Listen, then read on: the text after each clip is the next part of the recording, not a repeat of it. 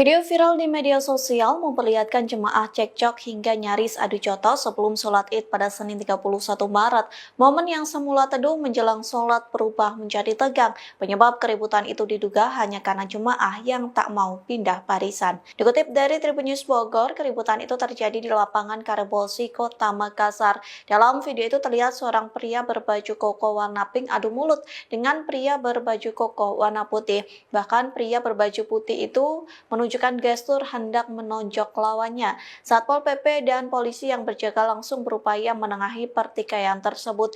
Sementara akun Instagram bernama Avandi Pablo menjelaskan penyebab cekcok itu. Ia mengaku berada di lokasi kejadian dan menyebut kericuhan bermula karena oknum panitia yang berbaju putih menyuruh jemaah di depan pindah ke belakang. Hal itu dilakukan lantaran jemaah barisan depan menghalangi jalan, sementara jemaah yang terlanjur duduk di saf paling depan tidak terima. Oleh sebab itu, para jemaah satu persatu pun mengajak ribut panitia. Pemicunya disebut karena kata-kata panitia yang dianggap menyinggung. Keributan tersebut, kata Avandi, tak jua usai setelah pihak kepolisian turun tangan, sebab jemaah lainnya ikut tersulut emosi saat mendengar perkataan dari panitia.